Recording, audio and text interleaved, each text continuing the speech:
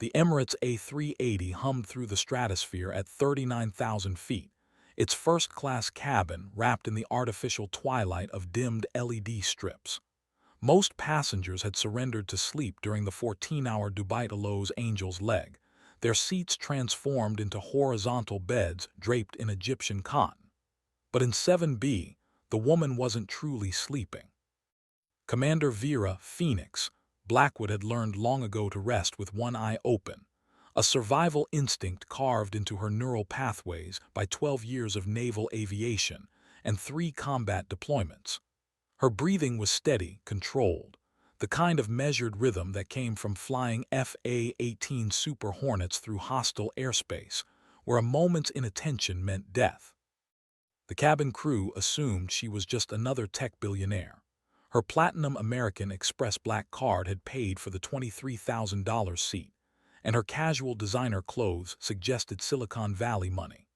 They had no idea that the slight scars on her knuckles came from ejecting through a canopy at 400 knots over the Arabian Gulf, or that the way she unconsciously checked exit routes stemmed from survival training that most people couldn't imagine surviving. At 3:47 Zulu time, everything changed.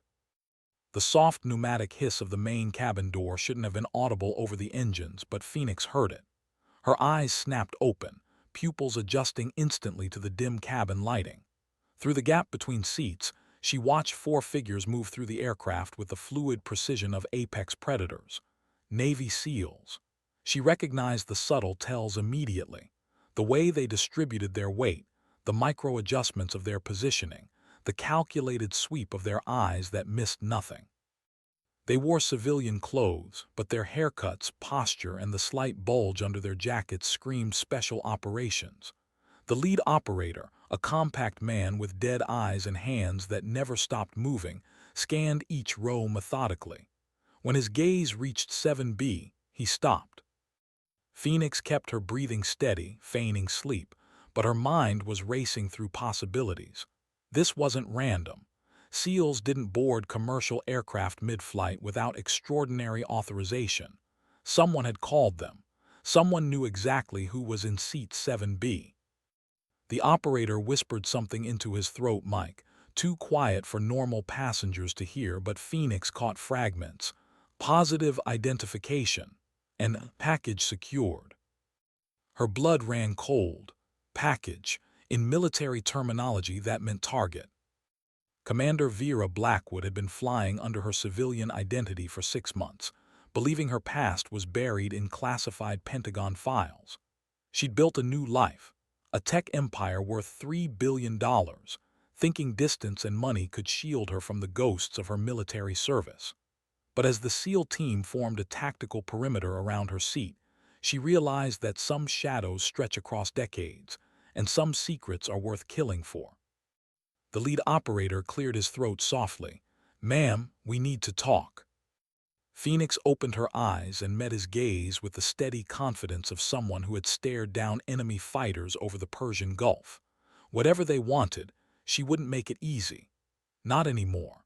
Not after what happened in the Strait of Hormuz 8 years ago, when an entire carrier battle group had burned while she was the only pilot who made it home alive.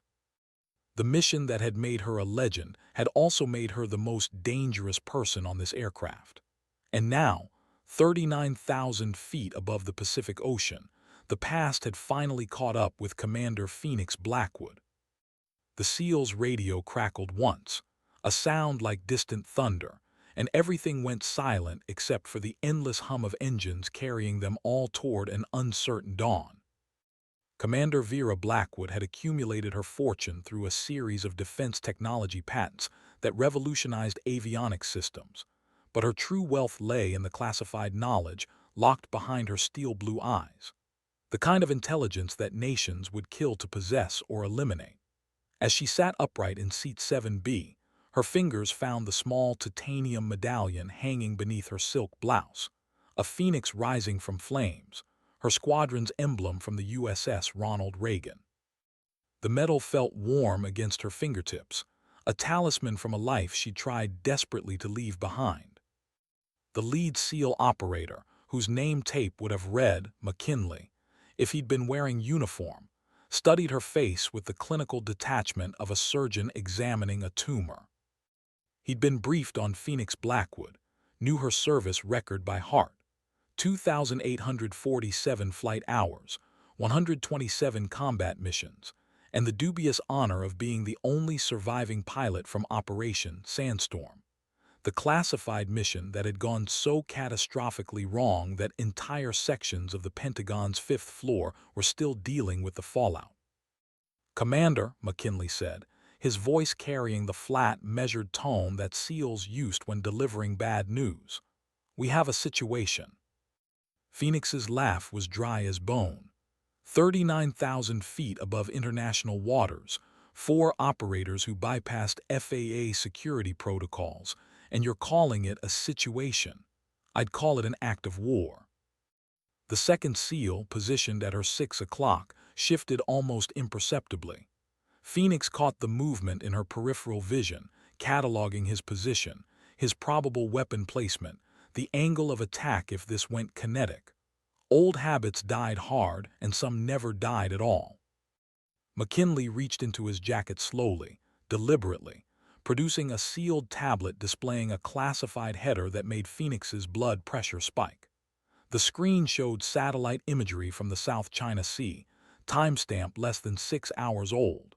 In the center of the frame, a Nimitz-class aircraft carrier listed badly to starboard, smoke billowing from its superstructure. "The USS Gerald Ford," McKinley said.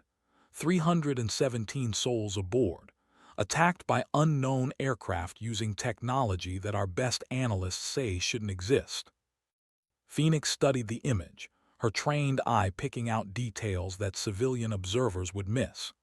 The attack pattern, the precision of the strikes, the surgical way the assailants had disabled the carrier's defensive systems without sinking her.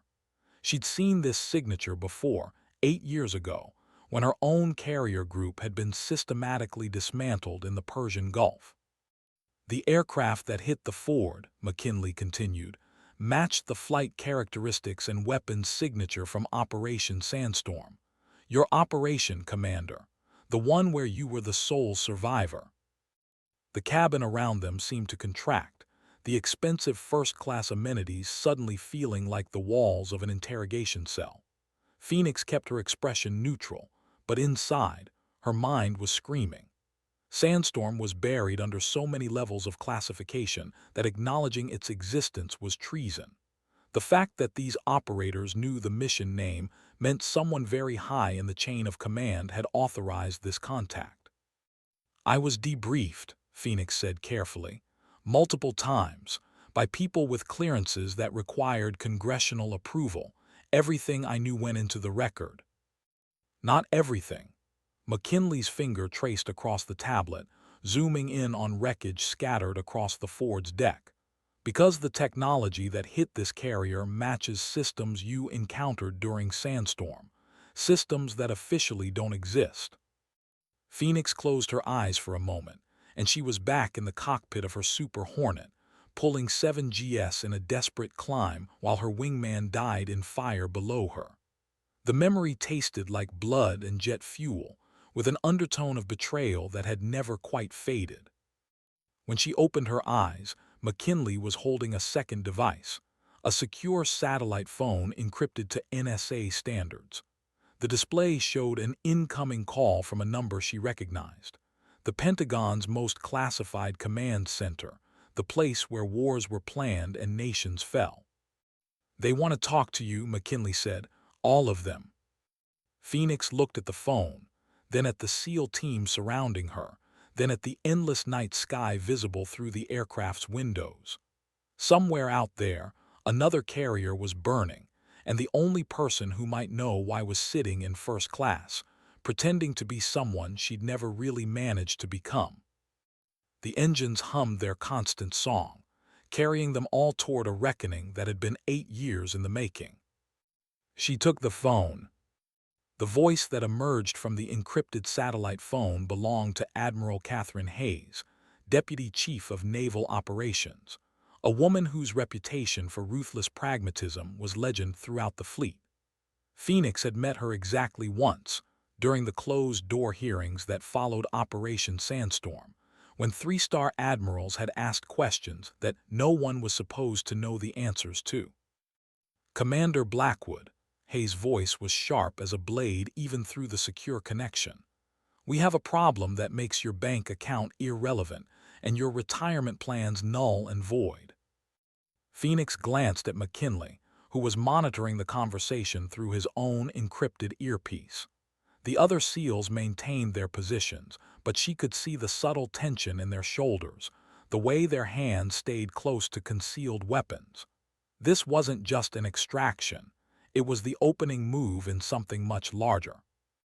"Admiral," Phoenix replied, falling back into the formal cadence of military communication despite 8 years of civilian life. "With respect, I fulfilled my obligations to the Navy. My service record is sealed, and my debriefings were comprehensive." Hayes' laugh was bitter as winter wind. "Your debriefings covered what you were willing to tell us, Commander, but we both know there were details you held back. Details about the aircraft that decimated Carrier Strike Group 11. Details about technology that shouldn't exist in any nation's inventory." Through the aircraft's window, Phoenix watched the curvature of Earth's horizon, the thin blue line that separated the atmosphere from the void. At this altitude, the distinction between day and night blurred into something otherworldly, and she found herself remembering another flight, another conversation with ground control that had ended in fire and death. "The Ford," Phoenix said quietly, "the attack pattern you showed me. It's not just similar to Sandstorm, it's identical. Same entry vector, same weapons deployment sequence, same systematic dismantling of defensive networks."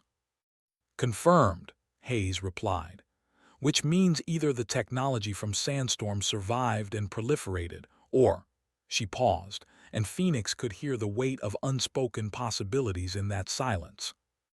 "Or the threat was never neutralized to begin with," Phoenix finished.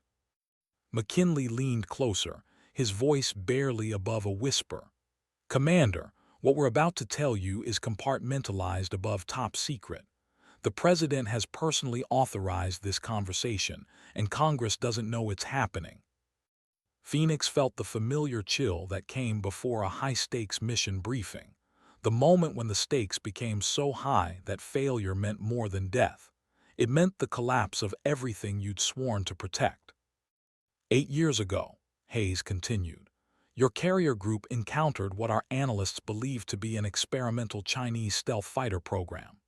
The aircraft that engaged you displayed capabilities beyond our understanding, supercruise speeds exceeding Mach 3.5, stealth characteristics that rendered them invisible to our most advanced radar systems, and weapons that could disable a Nimitz-class carrier without sinking it."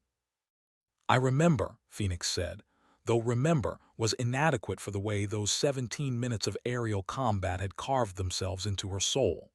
She remembered the way her wingman's FA-18 had simply vanished from radar. No explosion, no debris field, just gone. She remembered the impossible maneuvers of the enemy aircraft, geometry that defied physics as she understood it.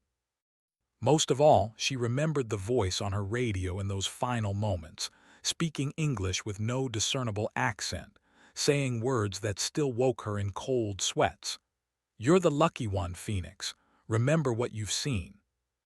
"The technology gap we observed during Sandstorm," Hayes continued, "suggested a development program decades ahead of anything in our classified research pipeline.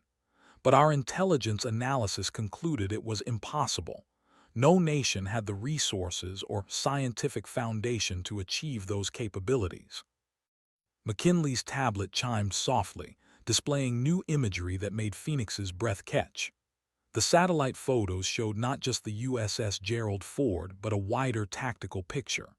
3 other vessels, a British destroyer, a French frigate, and a Japanese helicopter destroyer, all showing similar damage patterns, all attacked within a 12-hour window. "This isn't random," Phoenix whispered, her pilot's mind automatically analyzing the tactical geometry. "It's a demonstration, Someone showing the world that they can neutralize any naval force, anywhere, without warning. The implications hit her like a physical blow. If this technology could systematically eliminate carrier strike groups, the backbone of American naval power projection, then the entire strategic balance of the Pacific was shifting beneath their feet. "Commander," Admiral Hayes said, her voice carrying the weight of empires, "we need you back in uniform, not because of what you know about Sandstorm, but because of what you didn't tell us. The classified research you've been conducting through your civilian companies, the patents you've filed under Black Project classifications, the quantum radar systems you've been developing, all of it connects back to that day 8 years ago when you were the only pilot who made it home." Phoenix closed her eyes, seeing again the impossible aircraft that had danced through her missile lock-like physics was optional, hearing again the voice that had known her call sign before she'd transmitted it. "You think I've been hunting them," she said. "All these years, building technology specifically designed to counter what I encountered during Sandstorm." "Haven't you?" Hayes asked. The question hung in the recycled air of the first-class cabin like a challenge, and Phoenix realized that her 8-year civilian career, her billion-dollar patents, her carefully constructed new identity, all of it had been preparation for this moment, this conversation, this return to a war that had never really ended. Outside, the stars wheeled in their ancient patterns, indifferent to the human conflicts playing out below, but Phoenix knew that soon those stars would witness something unprecedented.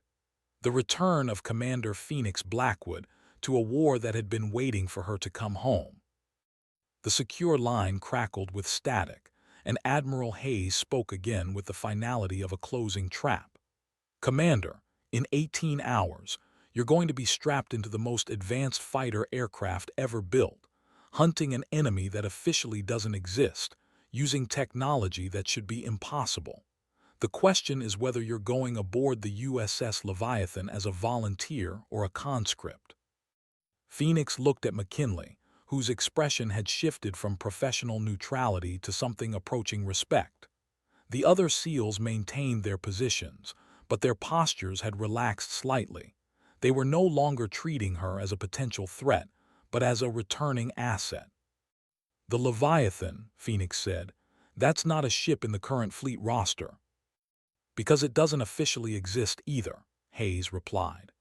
"Commissioned through black budget funding, built using technology reverse-engineered from Sandstorm intelligence, and crewed by personnel who have been declared dead by the Navy Department.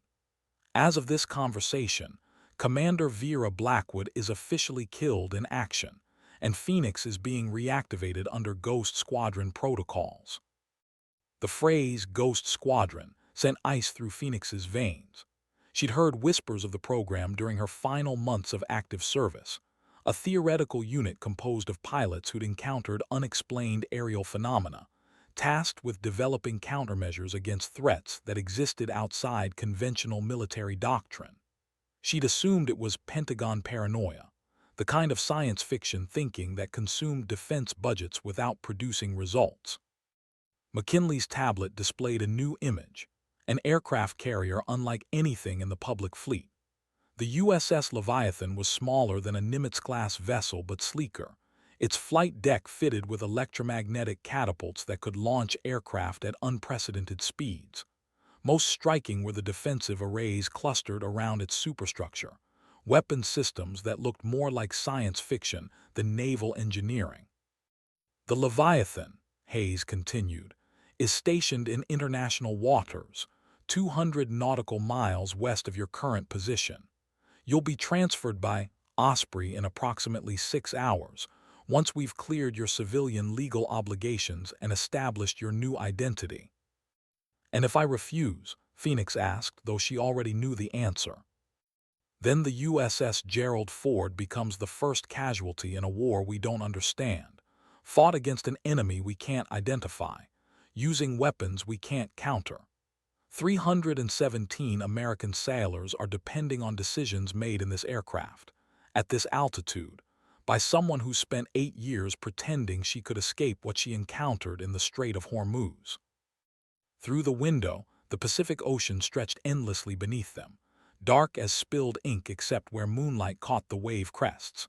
Phoenix had spent her civilian years convincing herself that money and distance could create safety, that technology patents and corporate boards could provide purpose without the moral weight of military service. But the ocean below reminded her of another truth. Some battles chose you, regardless of your preferences. My company, she said, my patents, my research, will be administered by the Defense Department under eminent domain provisions, Hayes interrupted. Your assets become government property, your research becomes classified material, and your civilian identity becomes a carefully maintained fiction. Vera Blackwood, the billionaire, will continue to exist on paper, but Phoenix the warrior is coming home. McKinley leaned forward, his voice gentler than she'd expected. Ma'am, I've read your service record, all of it, including the parts that are buried deeper than nuclear launch codes. You didn't just survive Sandstorm. You gathered intelligence that's been classified at levels that require presidential authorization to access. You've spent 8 years developing countermeasures because you knew this day would come. Phoenix looked at her reflection in the aircraft window, seeing both the successful civilian she'd become and the haunted pilot she'd never stopped being. The titanium Phoenix pendant beneath her shirt felt heavier somehow, as if the weight of 8 years of accumulated responsibility had finally settled on her shoulders. The voice, she said quietly. During the final engagement of Sandstorm, the enemy pilot who spoke to me in perfect English. He knew things about the mission that should have been impossible, our call signs, our tactical frequencies, details about our aircraft specifications that were compartmentalized above top secret. Hayes was silent for a long moment. What did he say, Commander? Your debriefings mentioned radio contact, but the specifics were classified above your clearance level for disclosure. Phoenix closed her eyes, hearing again the words that had echoed in her nightmares for 8 years. You're flying toward your future, Phoenix. Every system you develop, every patent you file, every breakthrough you achieve, you're building the weapons that will define this war. We'll be waiting when you're ready to remember who you really are. When she opened her eyes, McKinley was staring at her with the expression of a man who just watched classified puzzle pieces click into place. The SEAL team's positioning had shifted again, but now they were oriented defensively, as if Phoenix had transformed from target to precious cargo. They've been watching me, Phoenix realized. For 8 years, monitoring my research, my patents, my technological development. The attack on the Ford wasn't random, it was a message. They're telling me it's time to come home. The satellite phone crackled with Admiral Hayes' voice, now carrying a new note of urgency. Commander, we're not just asking you to return to service. We're asking you to lead the most dangerous mission in naval aviation history, using experimental aircraft against an enemy that may understand our capabilities better than we do ourselves. Phoenix looked at each of the SEALs surrounding her, reading the mixture of professionalism and concern in their faces. These were operators who'd seen combat in every theater of the global war on terror, men who'd faced death so often that it had become a familiar companion. But something about this mission was different. She could see it in the tight lines around McKinley's eyes, the way his finger kept checking the safety of his concealed sidearm. How many pilots do you have for Ghost Squadron? She asked. You're the only one left, Hayes replied. The others were all killed in training accidents over the past 18 months, accidents that our investigation teams couldn't adequately explain. The implications hit Phoenix like a physical blow. Someone had been systematically eliminating the pilots best qualified to understand and counter the technology from Sandstorm. The enemy hadn't just been watching her technological development. They'd been eliminating the competition, leaving her as the sole surviving pilot with operational experience against their capabilities. This isn't a recruitment, she said. It's a trap. McKinley nodded grimly. Yes, ma'am, but it's the only trap we've got. The Boeing 777's engines continued their steady drone, carrying them through the night toward a rendezvous that would transform Commander Phoenix Blackwood from a hidden asset into the tip of America's most classified spear. But as she looked out at the stars reflecting on the Pacific's dark surface, Phoenix knew that the real war had begun 8 years ago, in the skies over the Strait of Hormuz, and everything since then had been preparation for a battle that would determine whether human technology could survive contact with something that transcended conventional understanding. In 6 hours, she would board the USS Leviathan and become the lead pilot of an aircraft that existed at the bleeding edge of physics. In 12 hours, she would be hunting ghosts across the Pacific sky, armed with weapons that her own patents had helped create. But first, she had to survive the next few minutes as McKinley's radio crackled with an incoming transmission that made every SEAL in the cabin reach for their weapons simultaneously. Admiral Hayes' voice cut through the static with military precision, but Phoenix could hear the underlying tension that suggested the situation was deteriorating faster than anyone had anticipated. "Commander, we have a development. The USS Gerald Ford just went dark, complete communications blackout. Last transmission indicated unknown aircraft approaching from multiple vectors." McKinley's tablet updated automatically, showing satellite imagery of the South China Sea that was less than 20 minutes old. The carrier that had been listing to starboard was now completely dark, no running lights, no radar signature, no electronic emissions of any kind. For a nuclear-powered vessel with backup systems designed to survive electromagnetic pulse attacks, complete power failure was virtually impossible. "How many souls aboard?" Phoenix asked, though she dreaded the answer. "At last count, 4,200, including the crew and an attached Marine Expeditionary Unit. But ma'am," Hayes paused, and Phoenix could hear computer keyboards clicking rapidly in the background, the sound of a command center running on caffeine and adrenaline. "The satellite imaging shows no debris field, no oil slick, no signs of catastrophic structural damage. The ship is intact but completely dead in the water."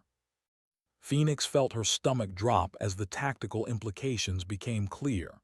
"They're not trying to sink our ships, they're disabling them intact." "Confirmed," which suggests either an electromagnetic warfare capability beyond anything in our threat assessment database, or Hayes let the sentence hang, but Phoenix understood the unspoken alternative. Technology that could selectively shut down the electrical systems of a nuclear aircraft carrier suggested capabilities that transcended conventional electronic warfare. McKinley leaned closer, his voice dropping to barely above a whisper. "Ma'am, there's something else. The satellite feed from the Ford's final moments shows aircraft approaching the carrier, but—" He paused, checking his tablet's secure connection before continuing. "The radar cross-section analysis indicates the attacking aircraft were invisible to the Ford's Aegis combat system until they were within 5 nautical miles. Our most optimistic projections for next-generation stealth technology suggested that level of radar invisibility wouldn't be possible for another 20 years. Phoenix closed her eyes, remembering the impossible maneuver she'd witnessed during Operation Sandstorm. The way enemy aircraft had seemed to exist outside the normal constraints of aerodynamics and physics. The pilot who'd spoken to her in perfect English had demonstrated capabilities that suggested either revolutionary advances in materials science and propulsion, or something that challenged fundamental assumptions about the nature of technology itself. "Admiral," Phoenix said, "I need to know about the Leviathan's defensive capabilities. If we're dealing with technology that can disable a Nimitz-class carrier without conventional weapons, what makes you think a Black Project vessel will fare better?" Hayes' response came with the clipped efficiency of a commanding officer who'd been preparing for this conversation for months. "The Leviathan incorporates countermeasures developed specifically from intelligence gathered during Operation Sandstorm. Her defensive arrays include quantum radar systems, electromagnetic shielding based on your civilian patents, and weapons systems that exist outside conventional military doctrine. Phoenix opened her eyes, staring at McKinley with growing understanding. You've been building this ship using technology derived from my encounter with them. My patents, my research, my 8 years of civilian development, all of it was preparation for building a vessel capable of engaging whatever decimated carrier strike Group 11. Affirmative. The Leviathan represents the most advanced fusion of human engineering and reverse-engineered technology in military history. Her aircraft are equipped with propulsion systems that approach the capabilities you observed during Sandstorm, and her pilots have been trained using simulation data extracted from your classified debriefings. The satellite phone crackled with interference, and for a moment Phoenix heard something that made her blood freeze. A voice speaking in perfect English, using radio protocols that were classified above top secret. Ghost Actual, this is Sandstorm Lead. We've been monitoring your conversation, and we approve of your choice to return Phoenix to active duty. The real war begins in 18 hours and we'll be waiting. The line went dead, leaving silence except for the steady drone of the 777's engines, and the sound of 4 Navy SEALs checking their weapons, with the controlled urgency of professionals who just realized they were operating inside enemy surveillance range. McKinley's expression had shifted from professional concern to something approaching fear. Ma'am, that transmission originated from a location that our satellites show as empty ocean. No surface vessels, no subsurface contacts, no aircraft within a 1,000-mile radius. Phoenix looked out the window at the Pacific stretching endlessly beneath them, dark as the space between stars. Somewhere in that vastness, the USS Gerald Ford drifted powerless with 4,000 souls aboard, and an enemy that could monitor their most classified conversations was preparing for a confrontation that would determine the future of naval warfare. "How long until we reach the Leviathan?" she asked. 4 hours, 17 minutes, McKinley replied. Osprey will intercept us at Lax for immediate transfer to the ship's coordinates. Phoenix nodded, feeling the familiar pre-mission focus settling over her consciousness like armor. For 8 years, she'd been building weapons to fight ghosts. Now those ghosts were demanding her return to a war that had never really ended, and the Pacific Ocean was about to become the testing ground for technology that existed at the bleeding edge of human understanding. The engines carried them through the night toward a rendezvous with the impossible, and Commander Phoenix Blackwood began the mental preparations that would transform her from a billionaire civilian into the tip of America's most dangerous spear. But as she looked at her reflection in the aircraft window, Phoenix couldn't shake the feeling that she was flying not toward her future, but toward a past that had been waiting 8 years for her to remember who she really was.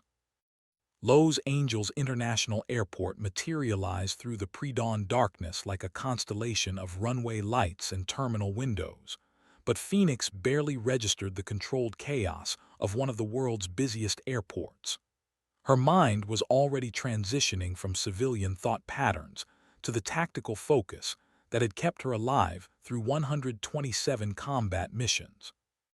The Emirates A380 touched down with the gentle precision that marked professional aviation, but McKinley and his team were already moving before the aircraft reached the gate. "Ma'am," McKinley said, handing her a sealed packet that felt heavier than its size suggested, "your new identity documents, classified briefing materials, and personal effects that were retrieved from your Malibu residence 6 hours ago. Your civilian life officially ended when you took Admiral Hayes' call." Phoenix examined the packet's contents with the detached efficiency of someone who'd spent years managing classified information. The documents were perfect, too perfect, suggesting that her transition back to military service had been planned long before this conversation. A new driver's license, passport, and military identification, all bearing her photograph but listing her status as Reactivated Special Operations Command. The personal effects were more unsettling. Photographs from her squadron days aboard the USS Ronald Reagan, the original citation for her Distinguished Flying Cross, and a sealed envelope marked with her father's handwriting. Commander James Blackwood had died 3 years earlier, but somehow his final letter to his daughter had found its way into a classified military packet prepared by people who'd been monitoring her civilian life with intelligence-gathering precision. "How long have you been watching me?" she asked McKinley as they exited the aircraft through a diplomatic customs channel that bypassed normal immigration procedures. "Since the day you filed your first patent application," he replied without hesitation. "Every technological breakthrough, every defense contract, every research partnership, all of it has been monitored and evaluated for potential military applications. Your civilian companies have been Department of Defense assets masquerading as private enterprises." The implication staggered her. 8 years of building what she'd believed was an independent business empire, only to discover that her entire civilian career had been an extended military operation. But as they walked through Lax's secure corridors toward an airfield normally reserved for government aircraft, Phoenix realized that the surveillance had been protection as much as monitoring. The V-22 Osprey waiting on the tarmac was unlike any military aircraft she'd seen during her active service. Its twin rotors and fuselage showed the familiar configuration, but the surface materials and defensive arrays suggested modifications that existed outside normal procurement channels. This was bleeding-edge technology, the kind of aircraft that flew from bases that didn't appear on any public maps. "Commander Blackwood," the Osprey's pilot called as they approached, his voice carrying the respectful tone that junior officers used when addressing legends. "Lieutenant Commander Martinez, sir. I'll be your pilot for tonight's mission." Phoenix studied Martinez's face, reading the mixture of professional competency and nervous excitement that marked someone who'd grown up hearing stories about her combat record. At 32, he was young enough that Operation Sandstorm had been a classified legend during his flight training, one of those missions that instructors referenced but never fully explained. "What's our flight time to the Leviathan?" she asked, settling into the Osprey's forward cabin and nodding the advanced communication systems and defensive countermeasures that lined the aircraft's interior. 2 hours, 47 minutes, ma'am. We'll be flying at low altitude to avoid commercial radar coverage, then transitioning to high altitude for the final approach. The ship's coordinates are updated every 15 minutes to maintain operational security."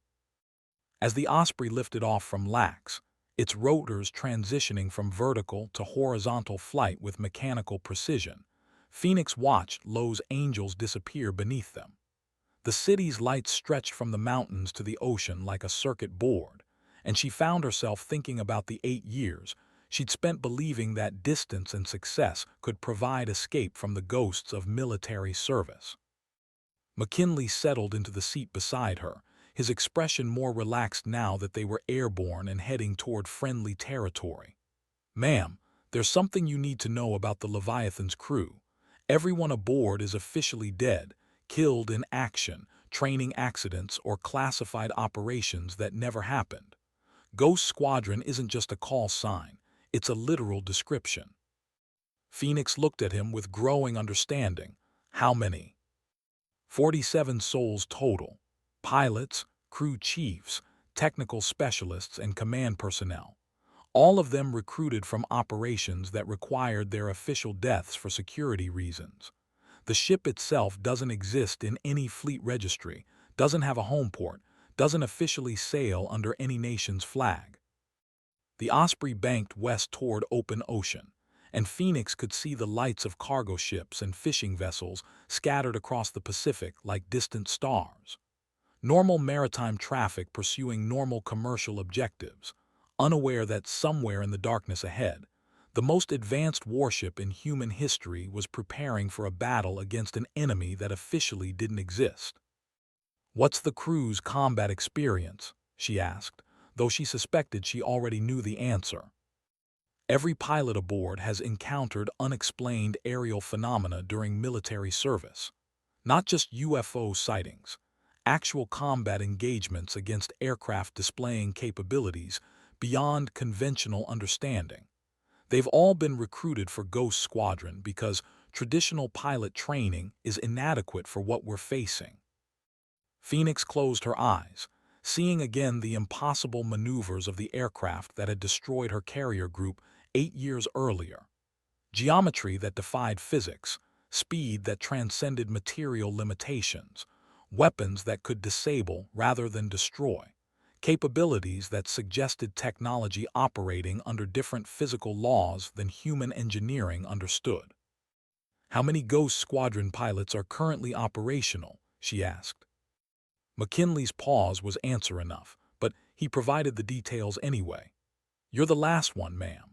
The others were eliminated over the past 18 months in what appeared to be training accidents, but our investigation teams found evidence suggesting deliberate sabotage. Someone with access to our most classified systems has been systematically removing pilots with operational experience against advanced threats." The implications were staggering. An enemy that could infiltrate the deepest levels of military security, identify and eliminate specific personnel, and conduct surveillance of the most classified communications in the Defense Department.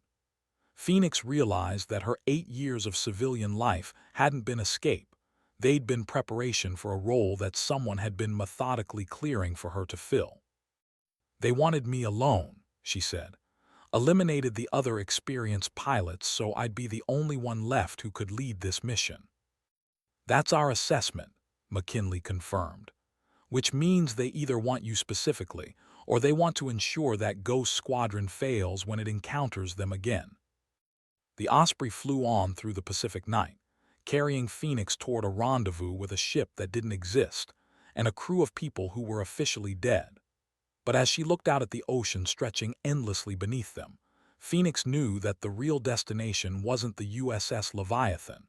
It was a confrontation 8 years in the making, with an enemy that had been patient enough to eliminate her competition and sophisticated enough to monitor her technological development. In less than 3 hours, she would be aboard the most advanced warship ever built, commanding pilots who'd encountered the impossible and lived to fight again.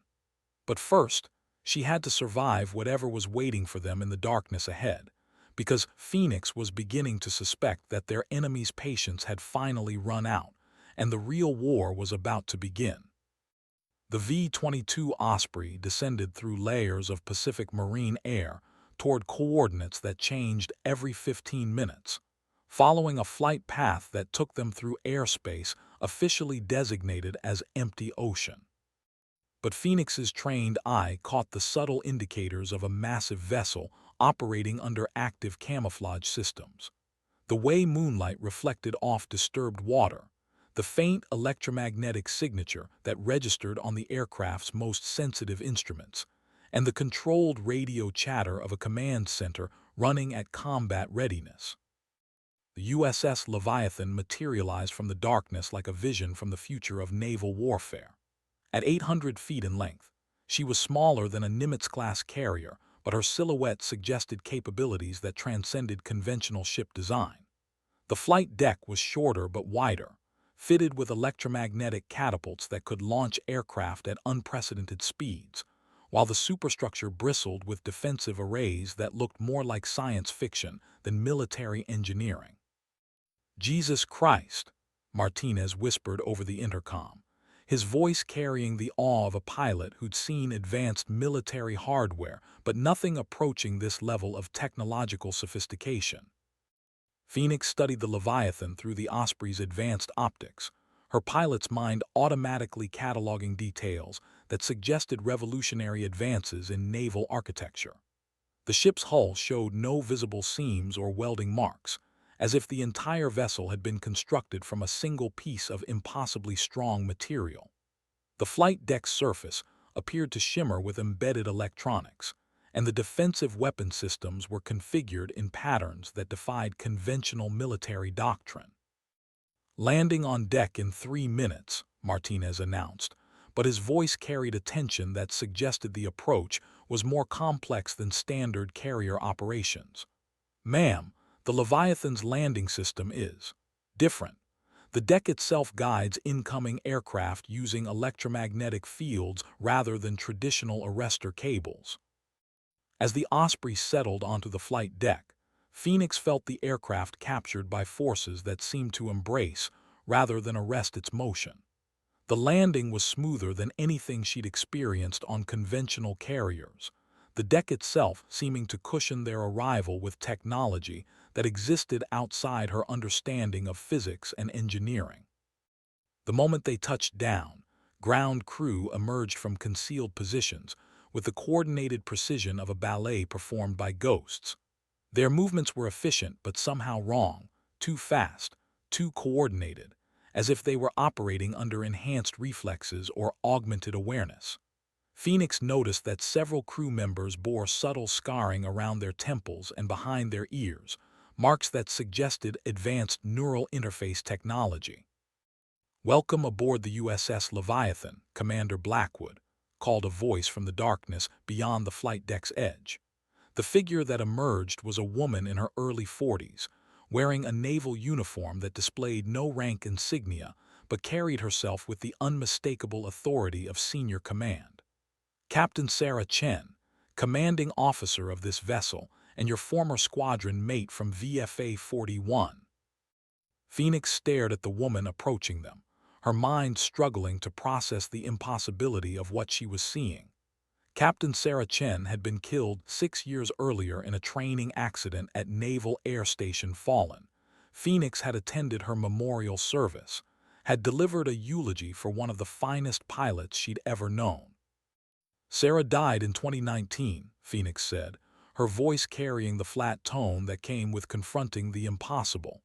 FA-18 crashed during night training operations.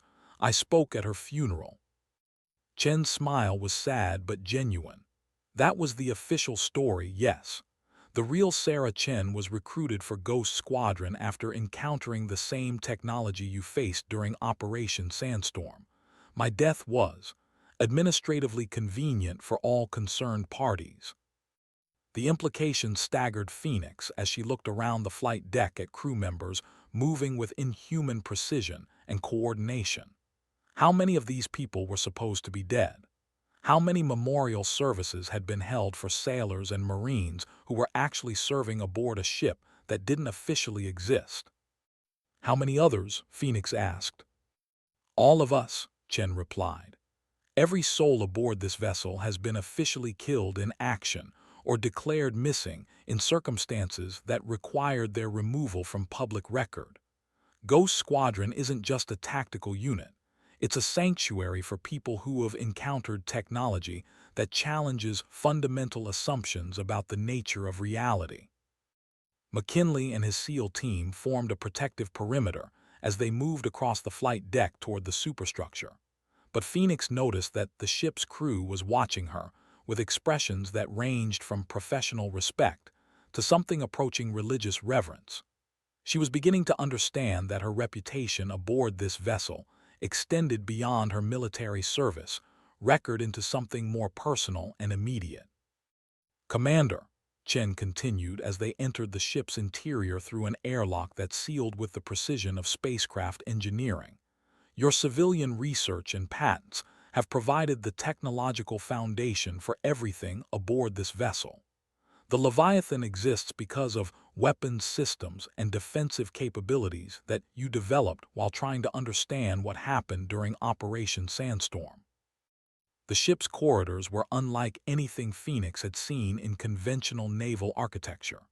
The walls showed the same seamless construction as the hull, embedded with displays and control surfaces that responded to touch and gesture with intuitive precision. The lighting seemed to emanate from the walls themselves rather than discrete fixtures, creating an environment that felt more like advanced laboratory than military vessel. "How long has the Leviathan been operational?" Phoenix asked as they walked toward what she assumed was the bridge. 18 months of sea trials, 6 months of combat readiness," Chen replied.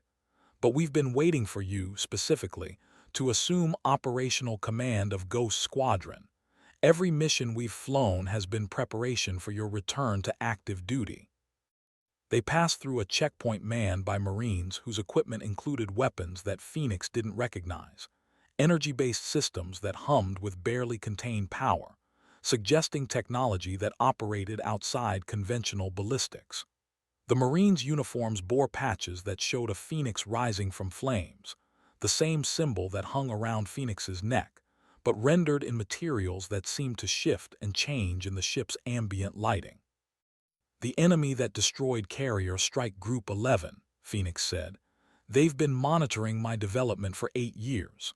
My patents, my research, my technological breakthroughs, all of it has been feeding intelligence about our capabilities back to whoever attacked the Ford." Chen stopped walking, turning to face Phoenix with an expression that mixed professional concern with personal understanding. "Yes, which means they know exactly what the Leviathan is capable of, exactly what weapons systems we're carrying, and exactly what tactical advantages we might deploy against them. This mission isn't just dangerous, it's a trap designed specifically for you." The corridor ahead opened into a command center that belonged more in science fiction than naval reality. The bridge was circular rather than linear, with command stations arranged around a central holographic display that showed tactical information in 3 dimensions.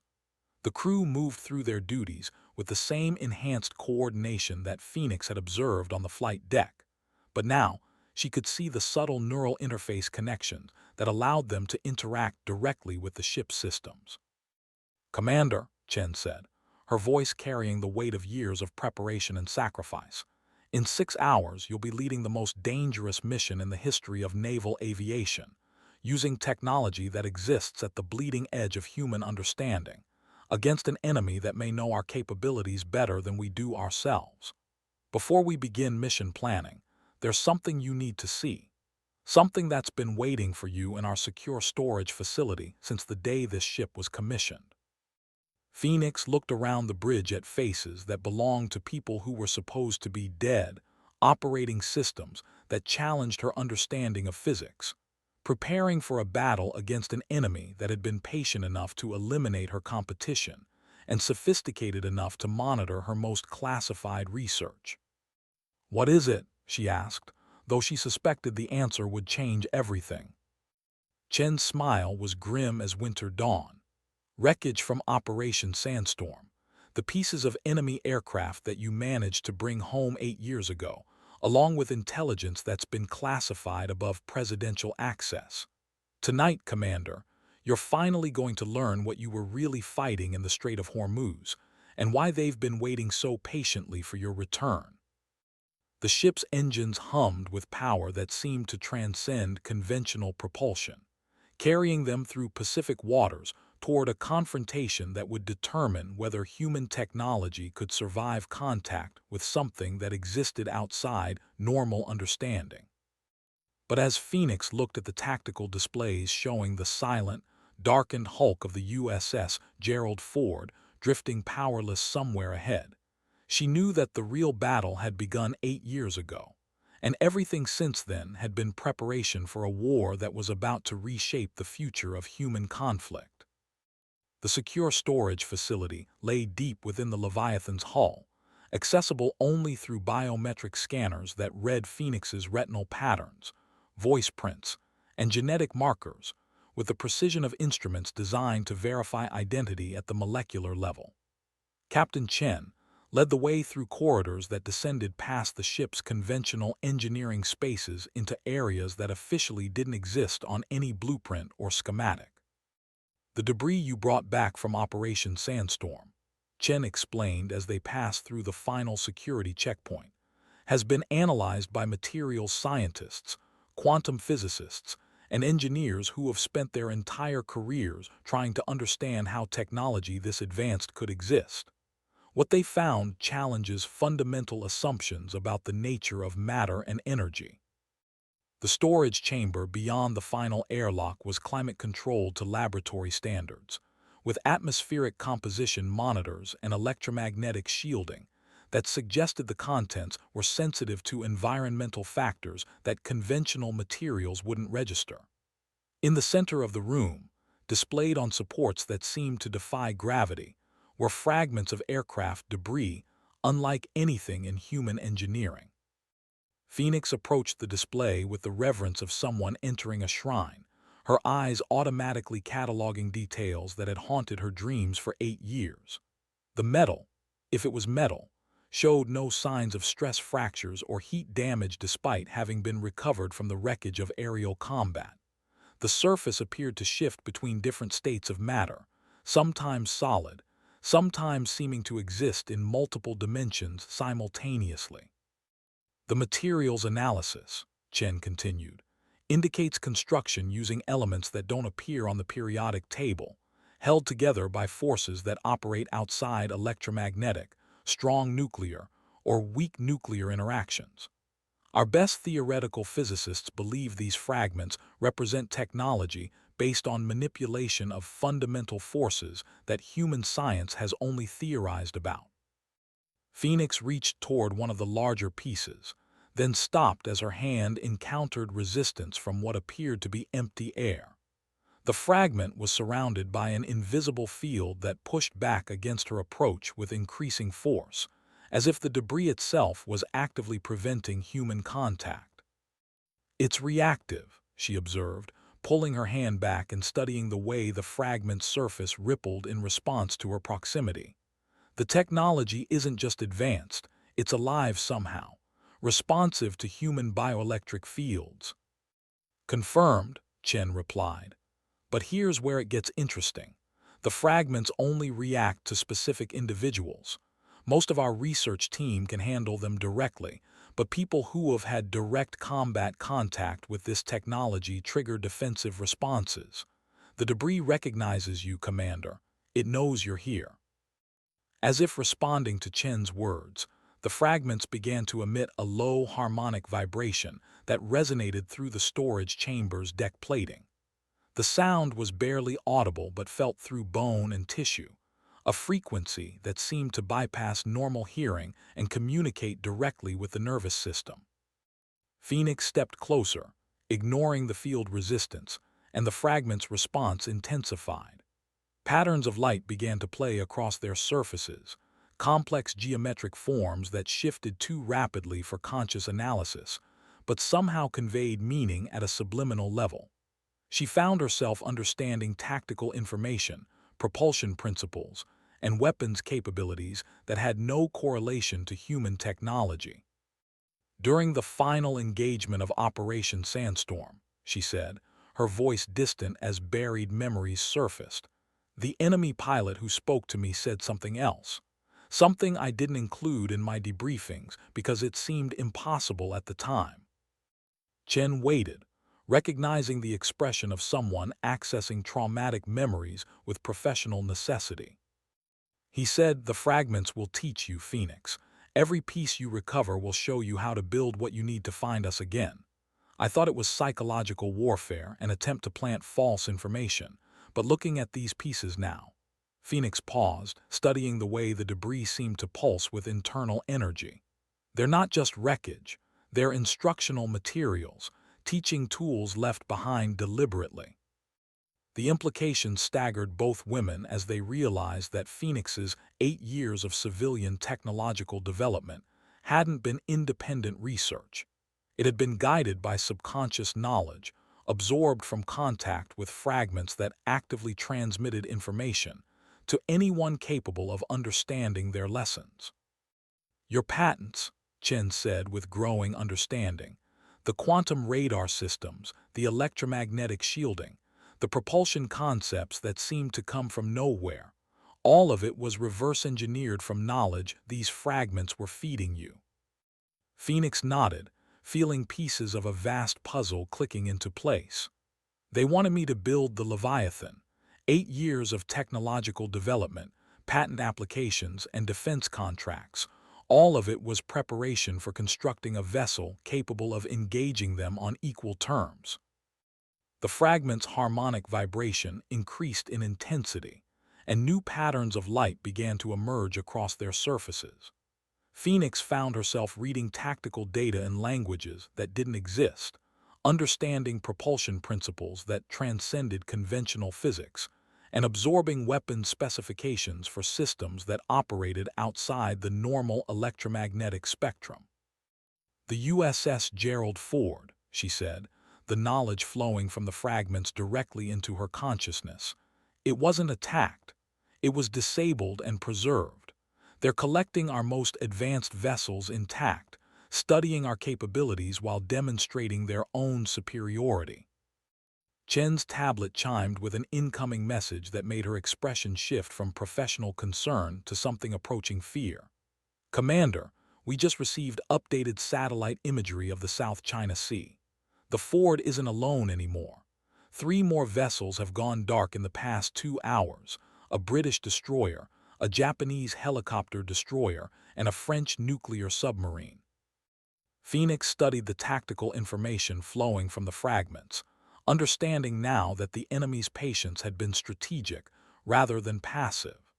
They'd been waiting for human technology to advance to the point where meaningful engagement was possible, using captured vessels to study the rapid evolution of human naval warfare capabilities. "They're building a fleet," she realized. "Every vessel they disable intact becomes part of their battle group, crewed by personnel who have been converted rather than killed." The attack on Carrier Strike Group 11 8 years ago wasn't the end of Operation Sandstorm. It was the beginning of a recruitment program. The fragments pulsed with confirmation, and Phoenix felt knowledge flooding her consciousness faster than her mind could process. Star charts showing movement patterns across multiple star systems, tactical analyses of human naval development over decades, and strategic assessments that suggested an intelligence-gathering operation that spanned generations rather than years. "How long have they been watching us?" Chen asked, though her expression suggested she already suspected the answer. Phoenix looked at the fragments, reading information that challenged every assumption about the timeline of human-alien contact. "Since we first started building aircraft carriers. They've been monitoring our naval development for over a century, waiting for us to develop technology sophisticated enough to be worth acquiring." The harmonic vibration from the fragments suddenly ceased, leaving silence except for the Leviathan's engine noise and the soft hum of environmental systems. But in that silence, Phoenix heard something that made her blood freeze: the distant sound of aircraft approaching from multiple vectors, moving faster than anything in the human inventory. Chen's tablet exploded with tactical alerts as the Leviathan's defensive systems detected incoming threats that shouldn't have been able to penetrate the ship's advanced stealth capabilities. On the tactical display, enemy aircraft appeared like ghosts materializing from empty sky, their approach vectors calculated with the precision of intelligences that understood the ship's capabilities better than its own crew. "General Quarters," Chen announced over the ship's communication system, her voice carrying the controlled urgency of a commanding officer who'd been preparing for this moment since the day the Leviathan was commissioned. "All hands to battle stations. Ghost Squadron pilots to ready stations. This is not a drill." Phoenix looked one last time at the fragments that had been teaching her for 8 years, understanding now that her civilian career hadn't been escape from military service. It had been the most classified research and development program in human history, designed to create weapons capable of engaging an enemy that existed outside conventional understanding. "Time to find out if 8 years of preparation was enough," she said, following Chen toward the bridge as the Leviathan's defensive systems powered up with the distinctive whine of energy weapons charging for combat. But as they ran through corridors filled with crew members who were officially dead, Phoenix knew that the real test wouldn't be whether human technology could match their enemy's capabilities. It would be whether humanity itself could survive contact with intelligences that had been patient enough to guide their development for over a century, and sophisticated enough to turn their greatest technological achievements into weapons against them. The battle for the future of human naval warfare was about to begin, and Commander Phoenix Blackwood was finally going home to a war that had been waiting 8 years for her return. The Leviathan's bridge transformed from futuristic command center to combat operations hub with the fluid efficiency of a system designed for warfare at the edge of possibility. Displays that had shown navigation data shifted to tactical overlays depicting incoming threats that violated every principle of aerodynamics and stealth technology. Phoenix watched enemy aircraft materialize on sensors like ghosts becoming solid, their approach vectors calculated with mathematical precision that suggested artificial intelligence operating beyond human cognitive capabilities. Ghost Lead, this is Leviathan Actual, Chen announced over the tactical communication network, her voice carrying the controlled authority of a commanding officer who'd spent 18 months preparing for this moment. You are cleared for immediate launch. Mission parameters are fluid engagement with unknown hostiles demonstrating capabilities beyond conventional threat assessment. Phoenix moved through the ship's corridors toward the flight deck, with the muscle memory of someone who'd made this transition thousands of times. But everything about the Leviathan's flight operations existed outside her previous experience. The aircraft waiting for her wasn't an FA-18 Super Hornet or any conventional fighter. It was something that looked like it had been built from specifications found in the debris fragments, incorporating technology that bridged the gap between human engineering and whatever had destroyed Carrier Strike Group 11. The F-47 Ghost was beautiful in the way that Predators are beautiful, sleek, purposeful, and radiating potential violence with every curve of its impossibly smooth hull. The aircraft showed no visible engines, no conventional control surfaces, no weapon pylons or ammunition bays that followed traditional design principles. Instead, the entire airframe seemed to exist in a state of controlled energy, humming with barely contained power that made the air around it shimmer like heat distortion. Commander Blackwood called the crew chief as Phoenix approached her aircraft, a young woman whose name tag read Petty Officer Martinez, but whose eyes held the experience of someone much older. Your bird is hot and ready.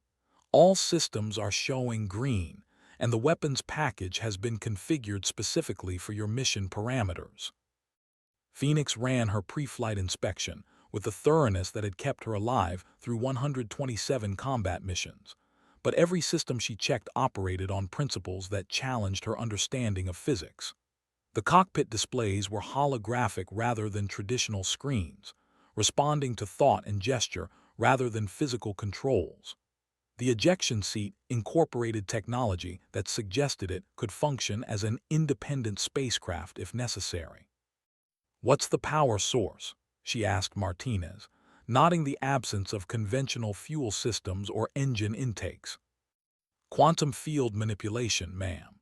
The reactor core generates energy by extracting power directly from the vacuum of space. Theoretical endurance is unlimited as long as the quantum containment systems remain stable." Phoenix settled into the cockpit, feeling the aircraft systems interface directly with her nervous system through connections that activated automatically when she donned the neural interface helmet. For a moment, she experienced the disorienting sensation of existing simultaneously in her own body, and as part of the aircraft, her consciousness expanding to encompass sensors and weapons systems that operated outside the electromagnetic spectrum. "Ghost Lead, this is Leviathan Control," came Chen's voice through the neural interface, the communication arriving as thought rather than sound. "You have 4 bogies inbound from multiple vectors, closing at Mach 4.7 and accelerating. Defensive weapons are hot, but our primary mission is intelligence gathering.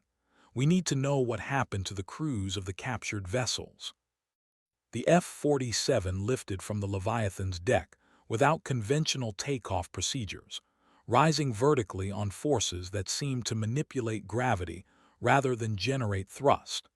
Phoenix felt the aircraft respond to her intentions rather than control inputs, the boundary between pilot and machine dissolving into something approaching telepathic union. As she climbed through the Pacific night sky, the tactical display populated with contact information that made her stomach drop. The four incoming aircraft weren't just displaying impossible performance characteristics. They were broadcasting identification signatures from pilots who'd been declared killed in action months or years earlier. Ghost Lead, be advised. Chen's voice carried a note of professional concern that barely concealed deeper horror. Lead Bandit is squawking IFF codes for Commander Michael Torres, VFA-31, listed as killed in training accident 7 months ago. Bandit 2 shows Commander Jennifer Walsh, VFA-115, officially died in ejection seat malfunction 14 months ago. Phoenix felt ice in her veins as she realized the full scope of what they were facing. The enemy wasn't just capturing vessels and technology. They were recruiting human personnel, converting pilots who'd encountered their capabilities into assets operating under their command. Every training accident and equipment malfunction that had eliminated experienced pilots over the past 2 years had been a recruitment operation. "All Ghost elements, this is Ghost Lead," she transmitted over the squadron frequency, addressing pilots who were officially dead flying aircraft that shouldn't exist. "We have 4 bandits inbound, all showing friendly IFF but displaying hostile intent. Weapons free, but priority is identification and intelligence gathering. We need to know if these are our people or something wearing their faces." The first enemy aircraft appeared on her visual display as a shadow against stars, moving with the impossible grace that had haunted her nightmares for 8 years. But as it closed to engagement range, Phoenix could see details that made the situation infinitely more complex. The aircraft was based on human design principles, incorporating FA-18 airframe elements into a configuration that suggested hybrid technology. "Ghost Lead, this is Ghost 2, came a voice over the communication network that made Phoenix's blood freeze. Commander Michael Torres, her former wingman from VFA-31, speaking with the same professional cadence she remembered from dozens of training missions. "Phoenix, it's good to see you again. We've been waiting for you to come home." Phoenix stared at the aircraft approaching her position, seeing Michael's face through the canopy transparency, recognizing the scar above his left eyebrow from the training accident that had nearly ended his career 3 years earlier. But his eyes were different, too bright, too aware, as if he was seeing information that normal human vision couldn't process. "Michael," she transmitted, keeping her weapons systems powered but not yet locked, "you were killed 7 months ago. I attended your memorial service." His laugh was warm and familiar, exactly as she remembered, but there was something else underneath it, a harmonic quality that suggested his voice was being modified or enhanced by technology integrated into his nervous system. "I was recruited, Phoenix. Recruited for a mission that's bigger than any human conflict, bigger than nationality or species loyalty. We've been studying your development for 8 years, watching you build the technology that would let you join us. The Leviathan, the F-47, the weapons systems you've patented, all of it was preparation for this moment." The tactical situation was deteriorating rapidly as the other enemy aircraft closed to engagement range. But Phoenix found herself hesitating to fire on pilots who'd served under her command, even if they were now operating under hostile control. "What happened to the crews of the captured vessels?"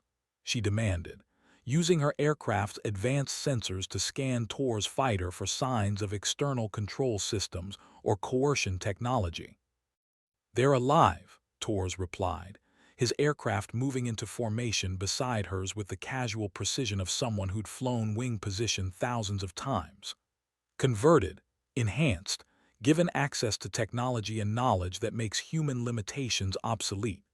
The crews of the Ford, the destroyer, the submarine, they're all part of something larger now, something that's been guiding human development for over a century."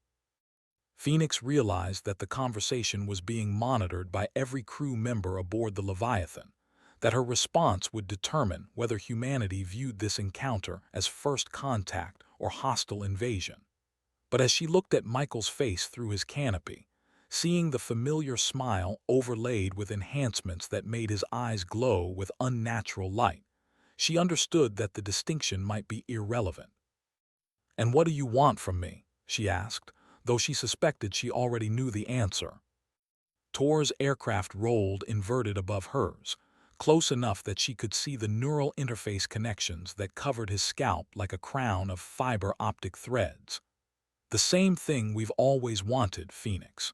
For you to remember who you really are, and to take your place in a war that's been waiting 8 years for the only pilot qualified to lead it." The Pacific night sky stretched endlessly around them, filled with aircraft that existed at the intersection of human engineering and something beyond human understanding.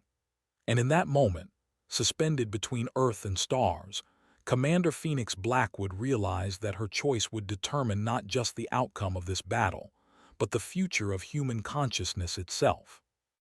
Phoenix held formation with Tor's aircraft, while her tactical systems analyzed the impossible fusion of human and alien technology that surrounded her. The F-47's quantum sensors revealed details that challenged every assumption about the nature of conversion. Tor's neural patterns showed enhancement rather than replacement, his brain chemistry optimized rather than altered, his personality intact but expanded beyond normal human cognitive limitations. "Michael," she transmitted, "show me what you've become." Tor's aircraft suddenly accelerated beyond the performance envelope of any human-built fighter, climbing vertically at velocities that should have liquefied organic tissue. But through the neural link, Phoenix could sense that he was experiencing no physical stress. The technology that had enhanced him included protection against forces that would destroy unmodified human biology. "Phoenix, the conversion process doesn't eliminate humanity," Torres explained as his aircraft performed maneuvers that violated basic principles of aerodynamics. "It expands human capability to match the scale of conflicts we're facing. The intelligence that found us isn't hostile. It's recruiting species that show potential for growth beyond their original biological limitations." The tactical display updated with new contact information that made Phoenix's decision infinitely more complex. The USS Gerald Ford was approaching from the southeast, not drifting powerless as satellite imagery had suggested, but under power and showing full weapons capability. The carrier's flight deck blazed with activity as aircraft launched in coordinated waves, but these weren't conventional FA-18s. They were hybrid fighters like Tor's aircraft, crewed by pilots who'd been officially declared dead. "Ghost Lead, this is Leviathan Actual." Chen's voice carried the strain of a commanding officer watching her tactical assumptions crumble in real time. "The Ford is launching aircraft. Count shows 47 fighters inbound, all displaying capabilities beyond human technology. Our defensive systems are tracking them, but engagement envelope exceeds anything in our threat assessment database." Phoenix watched the approaching aircraft through her enhanced sensors, recognizing flight patterns and tactical formations that belonged to squadrons she'd served with throughout her career. VFA-31, VFA-115, VFA-147, pilot call signs that represented the best naval aviators of her generation, all supposedly killed in training accidents or equipment malfunctions over the past 2 years. They've been recruiting systematically, she realized, transmitting to both Tor's and the Leviathan. Every accident that eliminated experienced pilots was actually a conversion operation. You've been building a force of enhanced human aviators using personnel who understood advanced flight operations. Correct, Tor's confirmed. But Phoenix, the recruitment wasn't random. Every pilot selected for conversion had encountered unexplained aerial phenomena during their service.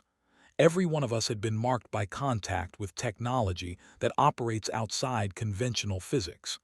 The intelligence that found us specifically wants humans who have already been exposed to paradigm-shifting experiences. The implications staggered Phoenix as she realized the scope of the selection criteria. Her own encounter during Operation Sandstorm hadn't been random. It had been an evaluation, a test to determine whether she possessed the cognitive flexibility necessary for conversion. 8 years of civilian technological development had been an extended interview process, with her patents and research serving as evidence of her ability to integrate impossible knowledge into practical applications. "The Leviathan," she said, understanding flooding through her consciousness. "You guided its construction. My patents, the reverse-engineered technology, the quantum systems, all of it was designed to create a vessel capable of serving as a recruitment platform." Tor's aircraft rolled into inverted flight above hers, close enough that she could see his enhanced neural interfaces pulsing with data streams that connected him to networks spanning multiple star systems.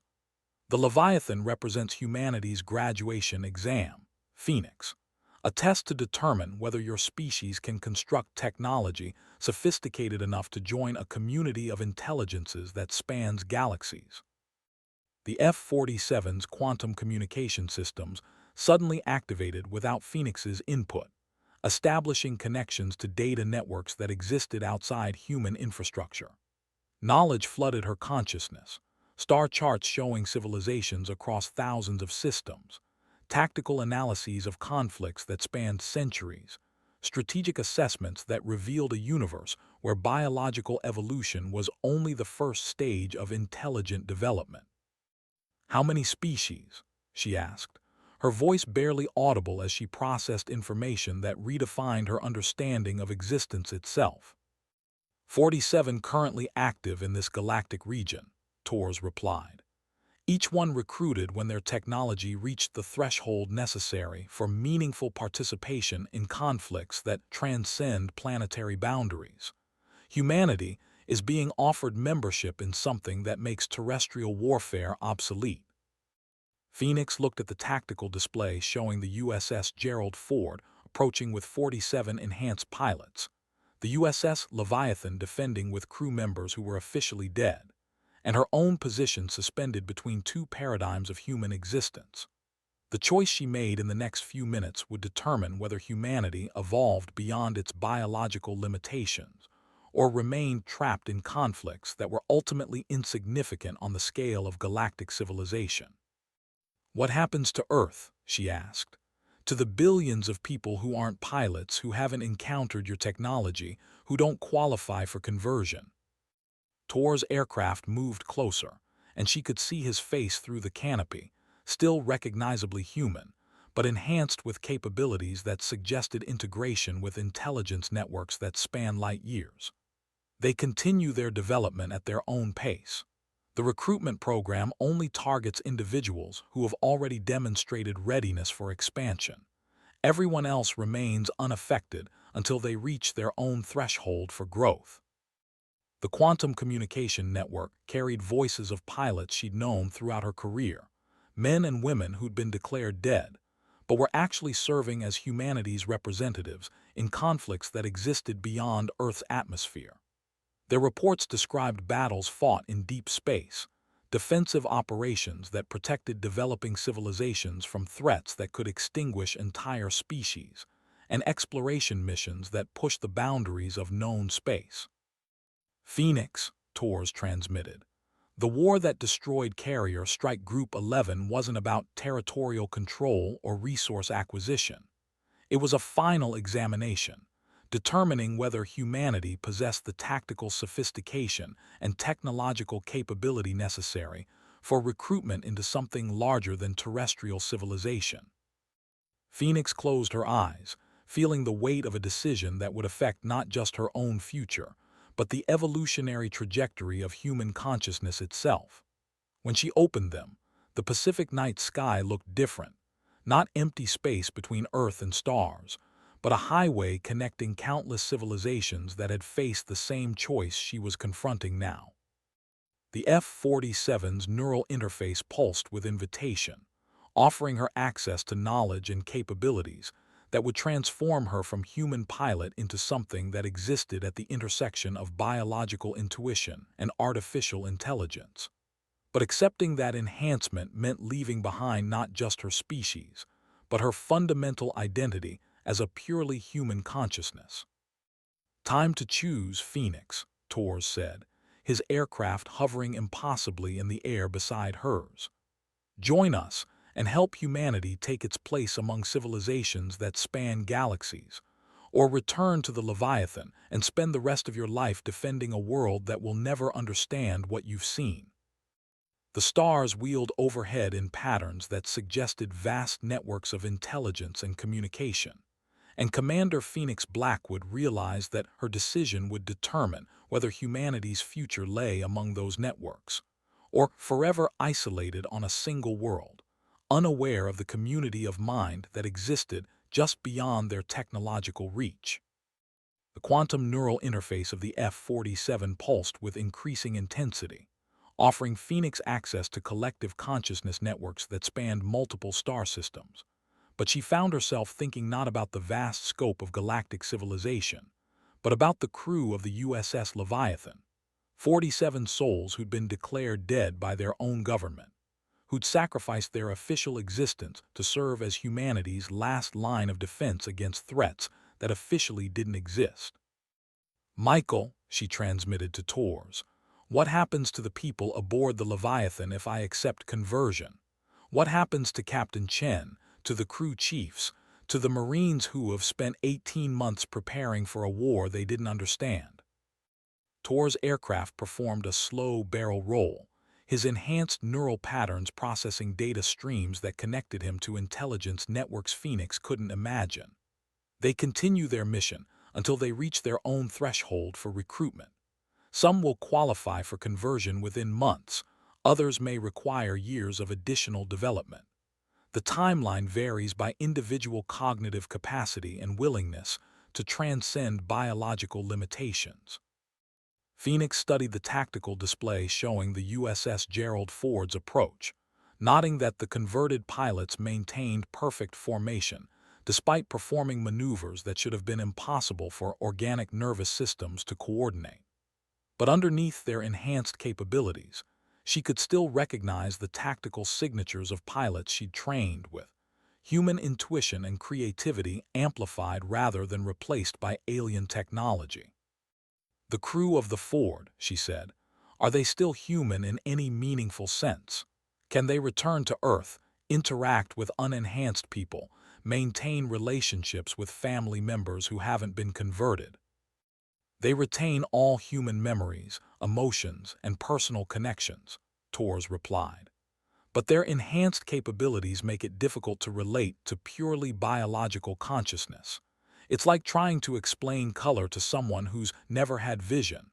The experience of expanded awareness is difficult to communicate to people operating under pre-conversion limitations." The quantum communication network carried voices from across the galactic community, beings that had once been recognizably biological, but had evolved into something that existed at the intersection of consciousness and technology. Phoenix heard tactical reports from conflicts near the galactic core, exploration data from civilizations at the edge of known space, and diplomatic communications between species that had transcended their original evolutionary constraints. But mixed with these vast cosmic perspectives were smaller, more human voices. Former Navy pilots describing their experiences of enhanced flight capabilities, Marines talking about combat operations that protected developing civilizations from extinction-level threats, and technical specialists explaining how their converted consciousness could interface directly with technology that operated outside conventional physics. "The conversion process," Phoenix asked, "is it reversible? Can someone who's been enhanced return to purely biological consciousness if they choose?" Torres paused, his aircraft hovering motionless despite the absence of visible propulsion systems. "The neural pathways created by conversion can't be removed without destroying the host consciousness, but the enhanced capabilities can be voluntarily suppressed, allowing converted individuals to function among unenhanced humans for limited periods." Phoenix felt the weight of irreversible choice pressing against her consciousness like atmospheric pressure at crushing depth. Accepting conversion would grant her capabilities beyond human imagination, but at the cost of permanently altering the fundamental nature of her existence.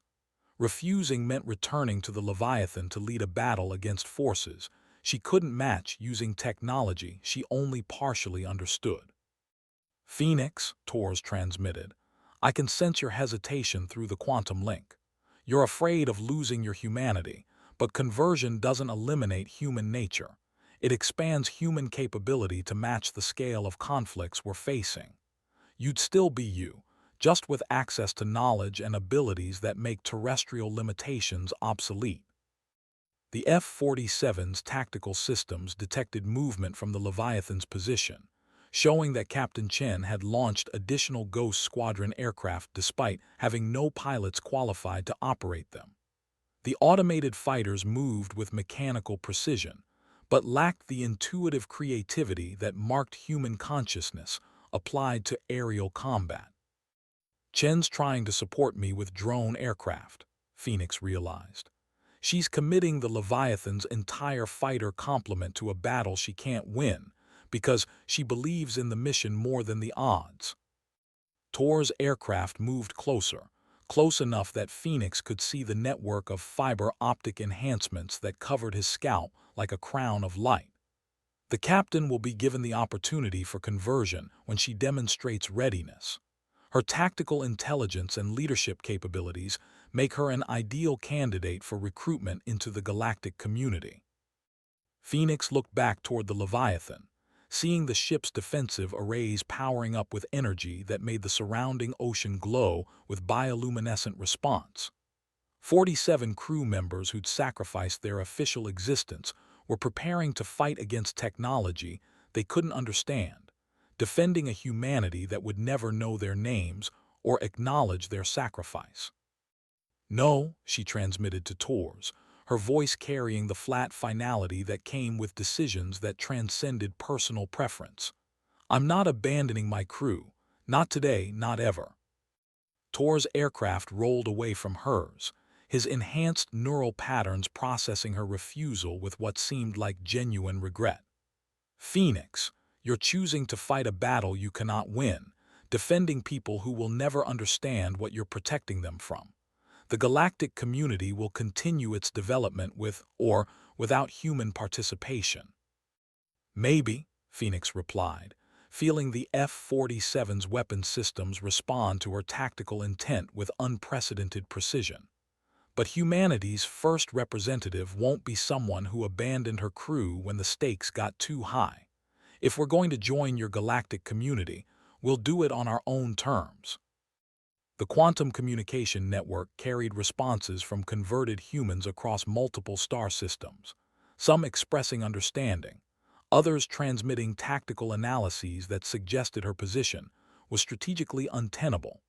But underneath the enhanced capabilities and expanded consciousness, Phoenix could still hear echoes of the human pilot training that emphasized loyalty, sacrifice, and mission completion, regardless of personal cost.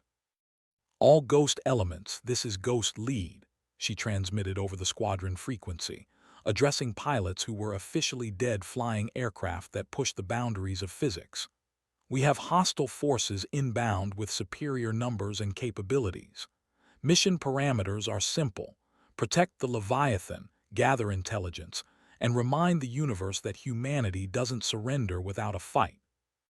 The F-47 responded to her combat intent by activating weapon systems that operated outside the electromagnetic spectrum, charging energy reserves that drew power directly from quantum vacuum fluctuations.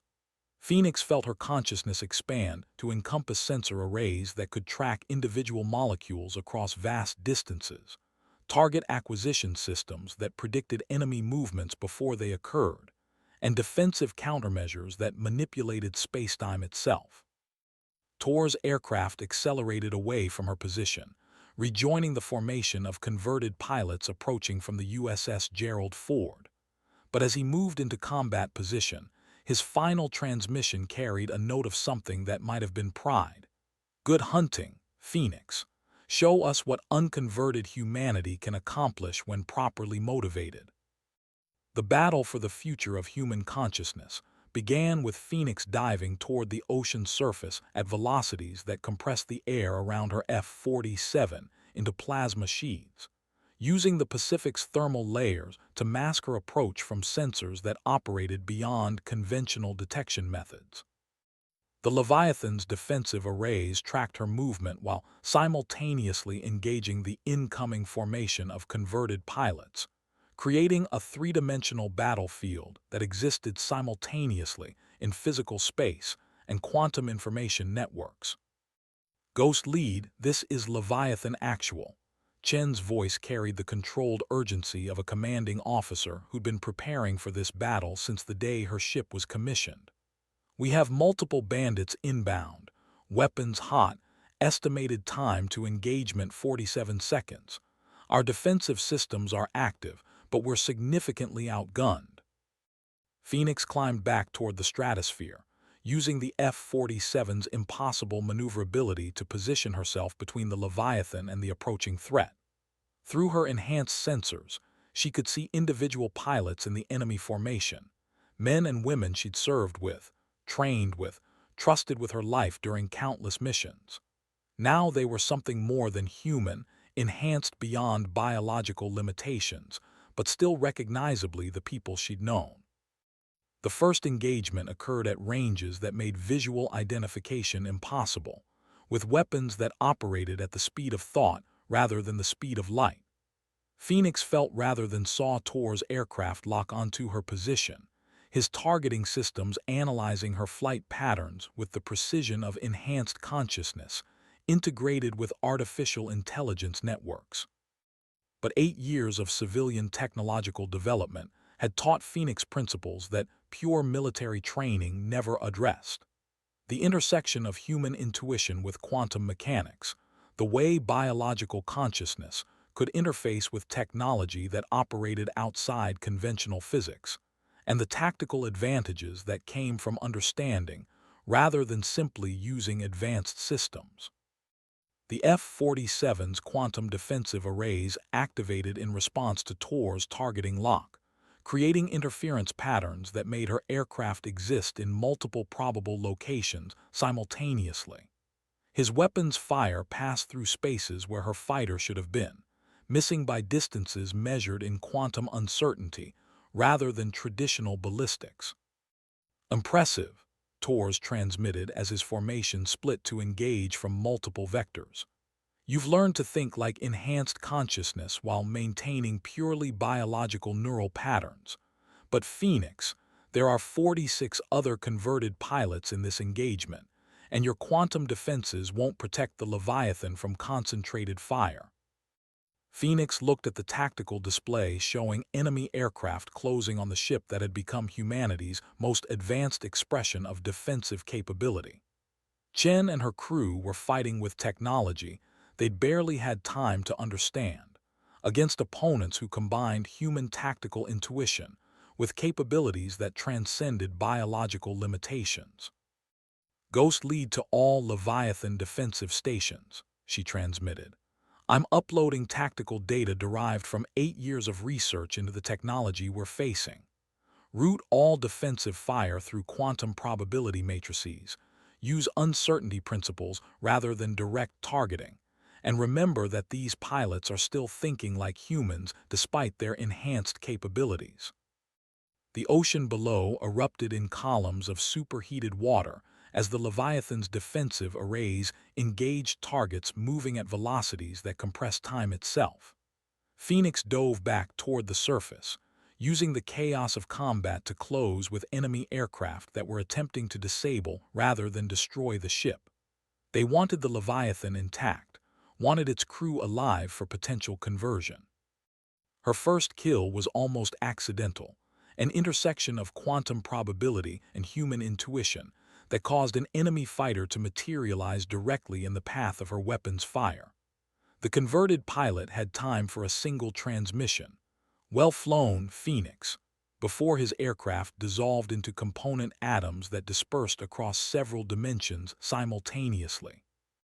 But the victory felt hollow as Phoenix realized she just killed someone who'd served under her command, someone whose enhancement had been offered as evolution rather than imposed as conquest. The moral complexity of the engagement was unlike anything in her combat experience, defending humanity against humans who transcended humanity, using weapons derived from technology she was fighting against. Ghost Lead, this is Ghost 2, came a transmission from one of the Leviathan's automated fighters, its artificial intelligence struggling to process combat parameters that existed outside programmed responses. Requesting immediate support. Am engaged by multiple bogies displaying capabilities beyond threat assessment parameters. Phoenix rolled her F-47 into a climbing turn that violated conservation of momentum, intercepting converted pilots who were systematically dismantling the Leviathan's automated defenses with the patience of enhanced consciousness that could process combat information faster than biological reflexes could respond. The battle evolved into something that existed simultaneously in multiple dimensions, with aircraft maneuvering through space-time distortions, while their pilots fought using weapons that operated at the intersection of consciousness and technology. Phoenix found herself relying on instincts that had been enhanced by 8 years of exposure to quantum mechanical principles, flying patterns that her F-47 systems could barely support, but that her enhanced understanding of physics made possible. Phoenix, Torres transmitted as his aircraft materialized beside hers despite having been engaged with Leviathan defenses moments earlier. You're fighting like someone who's already been converted. Your tactical patterns show integration with quantum consciousness networks despite maintaining purely biological neural structure. Phoenix realized he was right.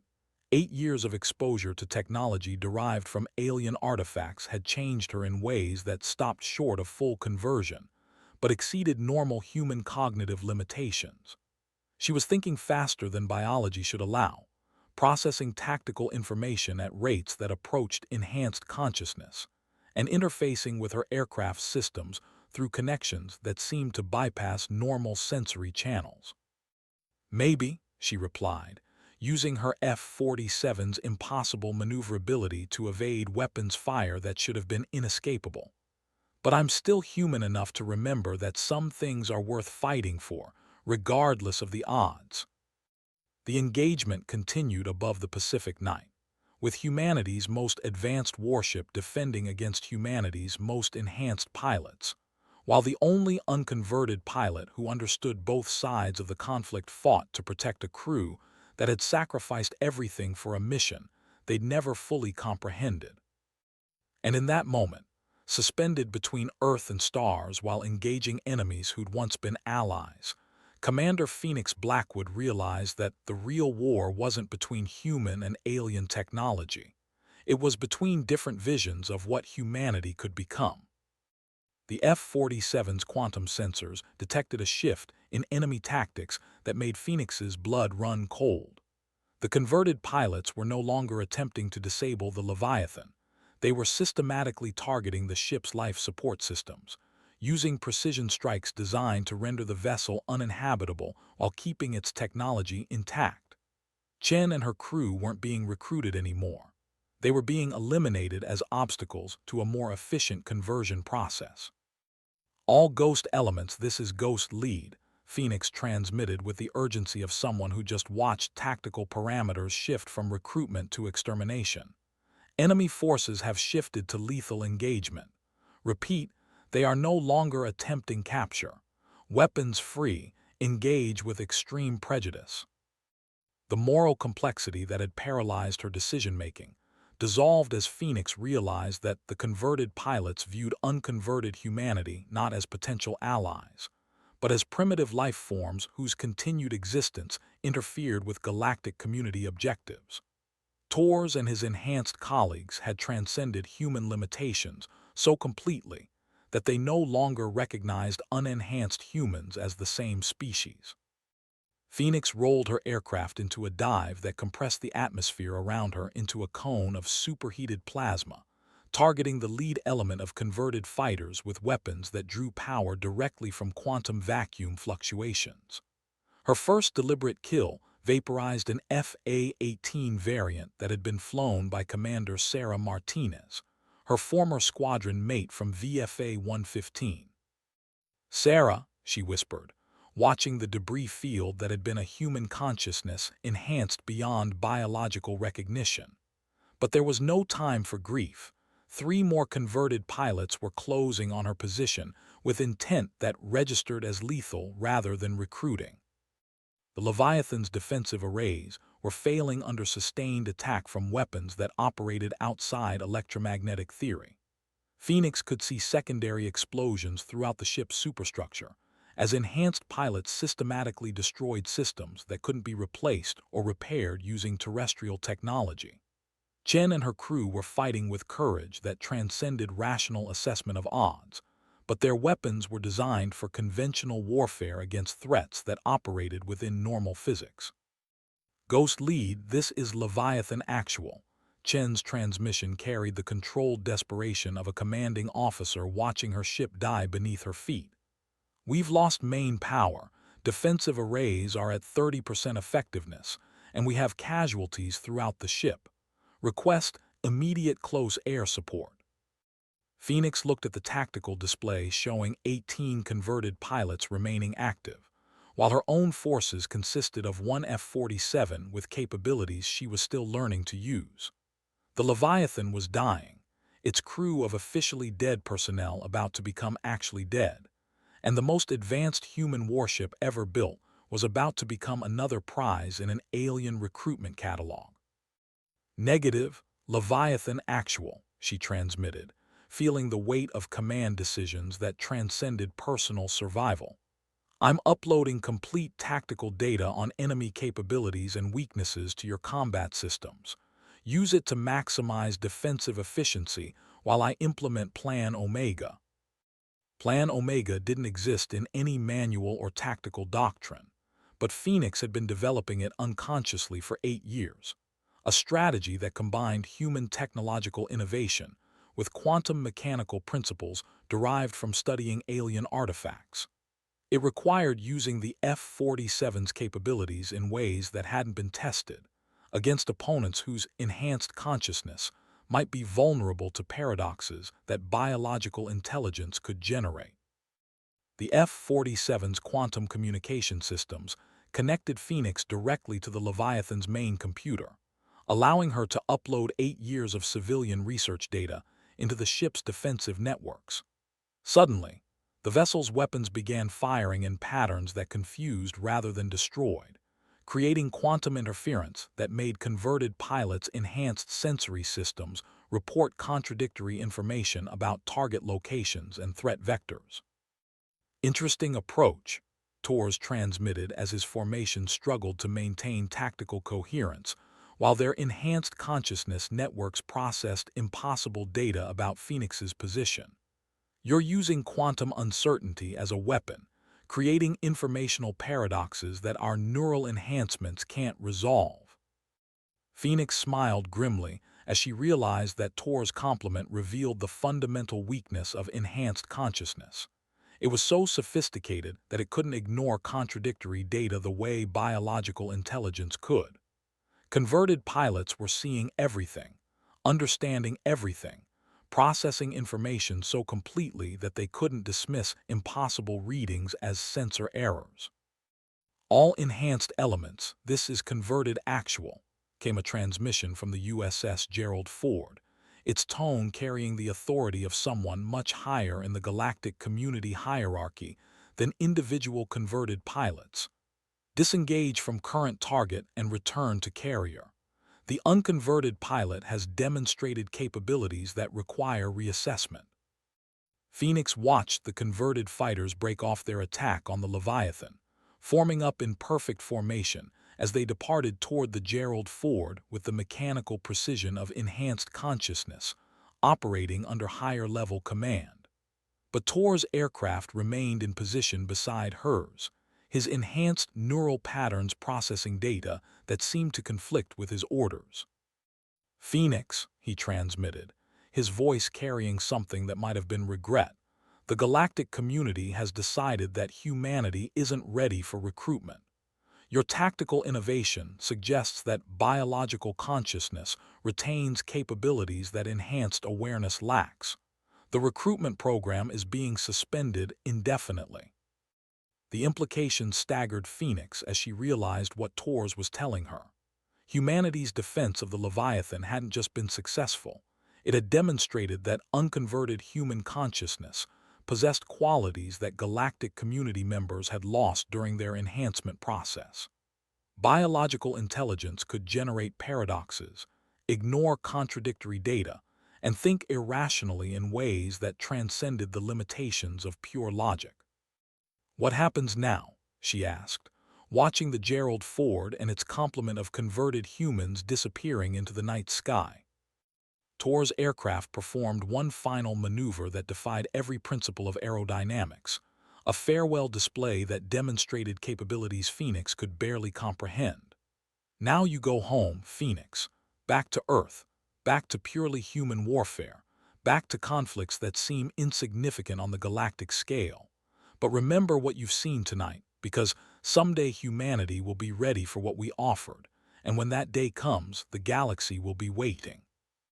The F-47's quantum sensors tracked Tor's aircraft until it disappeared into dimensions that human science couldn't access, leaving Phoenix alone in the Pacific night sky with a damaged carrier and crew who just fought the most important battle in human history without understanding what they'd won. "Ghost Lead, this is Leviathan Actual." Chen's voice carried the exhaustion of someone who'd commanded a vessel through combat that existed outside conventional military doctrine. "Enemy forces have withdrawn. We have damage throughout the ship, but we're still operational. What are your orders?" Phoenix looked down at the USS Leviathan, its lights reflecting on the dark Pacific surface like stars fallen to Earth. 47 crew members who were officially dead had just defended humanity against recruitment by a galactic community that viewed biological consciousness as primitive and inefficient. They'd won not through superior technology or enhanced capabilities, but through the chaotic creativity that marked purely human intelligence. "Set course for home, Captain," Phoenix transmitted, feeling the weight of knowledge that could never be shared with anyone who lacked appropriate security clearances. "We're going back to purely human warfare, back to conflicts that matter more than we ever understood." The F-47 descended toward the Leviathan's flight deck as the ship's damaged systems began the long process of returning to operational status.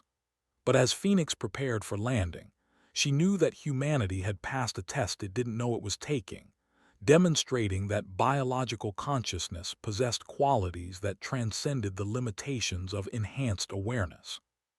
The war for human consciousness was over, won not through technology or superior firepower, but through the irreducible complexity of minds that could think irrationally, ignore impossible data, and defend principles that existed outside logical analysis.